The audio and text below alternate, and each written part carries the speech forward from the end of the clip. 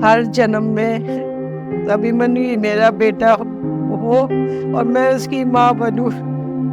अभी भी इच्छा पूरी नहीं हुई है अभी को प्यार करने की, उसके साथ रहने की। हर जन्म में अभिमन्यु ही मेरा बेटा हो। सर, आप हमें बता सकते हैं कि एक शहीद परिवार के लिए शहीद का मतलब क्या होता है? हाँ, जब मिसेस बता रही थी तो मैं सोच रहा था ये बात, तो अभी मैंने सोचा ये कि शहद से शहीद मेरे विचार में जी।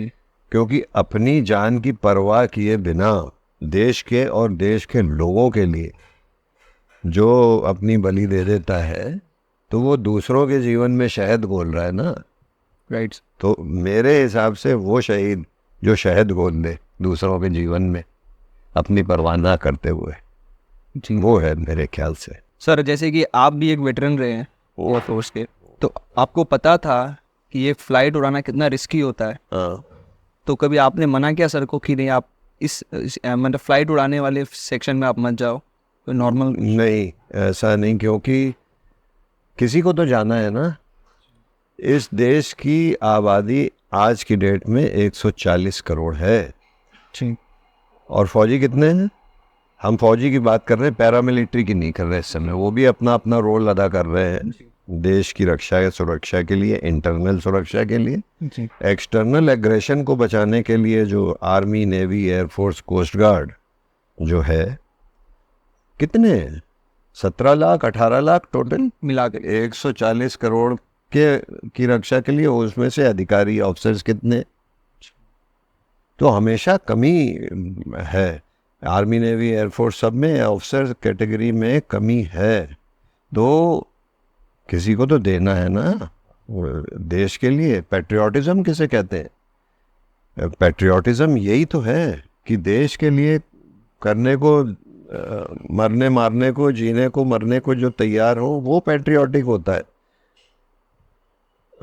आप लोगों के YouTube के इसके ज़रिए से मैं एक मैसेज देना चाहता हूँ। यूथ लोग जितने देख रहे हैं, अव्वल तो देखेंगे वही जो मोटिवेटेड हो देश के लिए कुछ करने के लिए।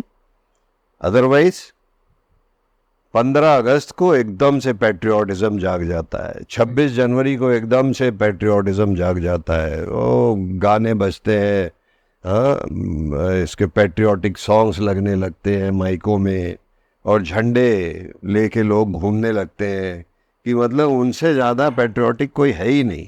जी। और अगले दिन 15 अगस्त की सुबह हम लोग निकलते हैं यहाँ से, नालियों में से झंडे उठाते हैं, ठीक है, सड़कों में से उस पे गाड़ियाँ चल रही हैं, पैदल लोग चल रहे हैं। तो ये जो दिखावे वाले लोग, मैं ये नहीं कह रहा हूँ कि 100% दिखावे वाले, उसमें से कुछ पैट्रियोटिक होंगे। बहुत पहले की बात है, एक सीरियल कोई सा आता था गाने का, उसमें 2 जज आए थे और अच्छे माने हुए मतलब म्यूज़िक कंपोज़र, उनने अपने फील्ड में बहुत बढ़िया काम किया। लेकिन जो वो ड्रेस पहन के बैठे थे, जो रिबन्स मिलती है ना हम लोग को बड़ी मेहनत के बाद, कहीं सियाचिन में पोस्टेड हैं, कहीं सागर में, कहीं मरुस्थल में, तो वो रिबन्स मिलती हैं हमको। जी। जी। तो वो हम रिबन्स लगाते हैं बड़ी प्राउडली कि यार हम यहाँ पोस्टेड थे। वो जाके जो मार्केट से खरीद के लाके दोनों लगा के बैठे हुए हैं, टीवी में चल रहा है प्रोग्राम, इंडियन आइडल वगैरह कुछ था। मुझे इतना गुस्सा यार, ये देखिए तौहीनी। एक और चीज़, अब चूंकि ये मैसेज यूथ देखेगा, देखे, मैं एक इंटरनेशनल मेडलिस्ट हूँ, हिंदुस्तान के लिए मेडल जीता है मैंने। 33 साल मैंने भारतीय वायुसेना में देश की रक्षा के लिए काम किया, जीवन दिया है, बेटा दिया मैंने फौज के लिए, वो चला गया। इसलिए मैं ये कह सकता हूँ कि जब मैंने इंडिया रिप्रेजेंट किया था उस टाइम यहाँ पे चक्र लगा हुआ था, वो 24 स्पोक्स वाला, और पीछे इंडिया। जी। तो it was a very proud moment कि भाई मैंने इंडिया को रिप्रेजेंट किया। आज हर गली कूचे में लोग जो हैं ये इंडिया टी शर्ट बिक रही है, वो पहन पहन के घूम रहे हैं। अब आइडेंटिटी को फर्क ही नहीं रह गया। पैसे भी मिल जाते हैं। हाँ, पहले आप खून पसीना बहा के कमाते थे पहले का। तो ऐसा लगता है क्या यार, सब हम एक्सेप्ट किए जा रहे हैं, सब नॉनसेंस वी आर एक्सेप्टिंग। तो become a different person. Revolution ऐसा होना चाहिए कि आप अलग दिखें। Right. You should be able to counter that. Sir Abhimanyu sir को लेकर आपको कितना प्राउड फील होता है सर? बहुत प्राउड फील होता है, और इतने प्राउडली हम लोग जो भी पूछता था कि अभिमन्यु कहाँ है, अरे हमारा बेटा एयरफोर्स में है, इस समय यहाँ फ्लाई कर रहा है, वो AN-32 का कैप्टन हो गया है, वो अभी बोइंग में चला गया, प्राइम मिनिस्टर का पायलट है, अब वो QFI बन गया, वो इंस्ट्रक्टर है हर जगह, इवन नाउ। तो अभी उसके जाने के बाद भी अब तो और थोड़ा प्राइड के, घमंड नहीं, प्राइड के साथ हम कहते हैं कि हाँ उसने किया, कुछ करते हुए कुछ गया, शान से गया। सर मैम को तो मैंने सुना, मैं सर आपसे पर्सनली पूछना चाहता हूँ कि सर अगर आप आखिरी बार बातचीत करें सर से तो आप उनसे क्या कहना चाहेंगे सर? हाँ, be as responsible as you are. उसमें सेंस ऑफ रिस्पॉन्सिबिलिटी कूट कूट के भरी हुई थी। मैं एक असेसर भी हूँ, मैं सर्विस सिलेक्शन बोर्ड में रहा हूँ, 2 सिलेक्शन बोर्ड्स में, तो मैं ये क्वालिटीज़ को जानता हूँ।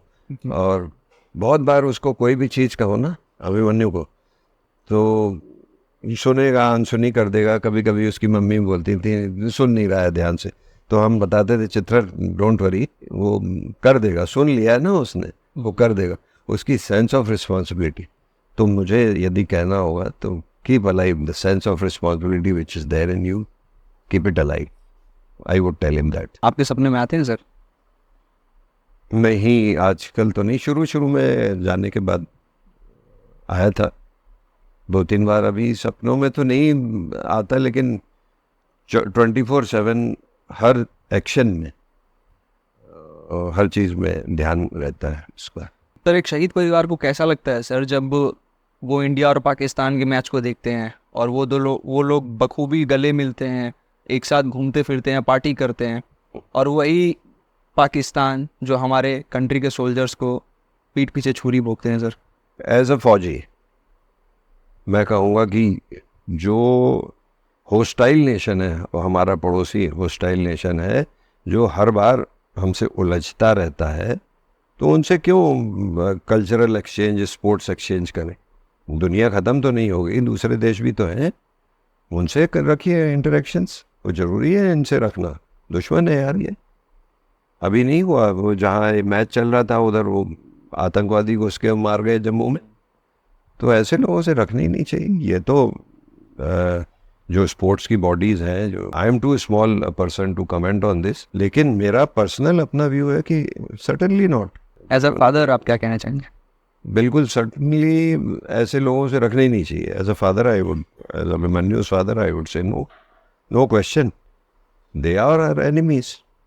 If they are enemies then the entire country. ऐसा थोड़ी है कि केवल फौजी एनिमी है और आप गले मिलो, राइट सर, सिटीजनशिप दे दो। इंडिविजुअली जो प्लेयर्स हैं आपस में मिल रहे हैं, वो इंडिविजुअली दे में भी गुड पीपल। जैसे उनका जेवलिन थ्रोअर है ना जी, पाकिस्तान का, जो हमेशा सेकंड आता है जी, चोपड़ा चोपड़ा से, चोपड़ा के हाँ सेकंड आता है हमेशा।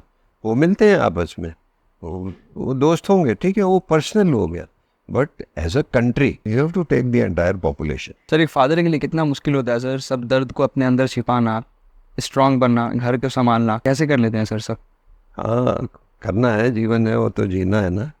तो या तो दुखी रह के, जैसे चित्रा बता रही थी, दुखी रह के रह लो, या तो कीप मूविंग अहेड, वो तो रहेगा ना, साथ में तो रहेगा, तो वो रहेगा। तो वर्स्ट पार्ट जो एक फादर को करना, किसी को ना ऐसा वो मिले, सर ऐसा कुछ ना हो। हमने सुना कि अभिमन्यु सर का पार्थिव शरीर कुछ बचा ही नहीं था उसमें। हाँ, क्योंकि एयर क्रैश में ना वो एक तो इतनी स्पीड से 420 km/h की स्पीड से हिट करेगा, तो और मेटल क्या बचेगा, और फिर फ्यूल है तो वो तुरंत ख़त्म हो जाता है, कुछ नहीं उसमें बचता है।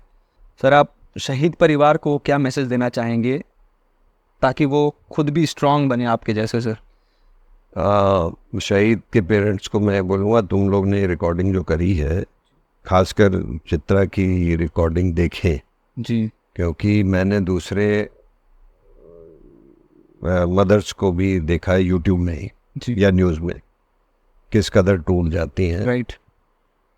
टूटी तो ये भी है, लेकिन इसने किस तरह से अपने आप को गैदर किया है वो देखें लोग, तो ये मैसेज देंगे कि शहीद ठीक है, हो गया, अनहोनी है, होना नहीं चाहिए था, हो गया, लेकिन ये बी प्राउड कि भाई आपका पुत्र या पुत्री, सुपुत्र या सुपुत्री ने ऐसा काम किया कि हर एक के उसकी नहीं है। हर एक के नसीब में नहीं है सर। हाँ, तो बी प्राउड ऑफ दैट।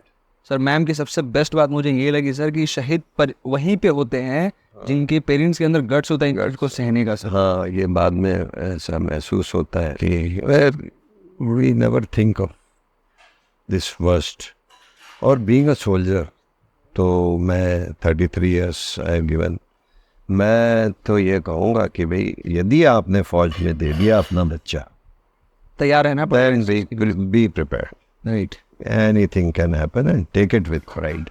दुख होगा, there are bouts of unhappinesses, sadnesses, tears, but my tears will not flow in public.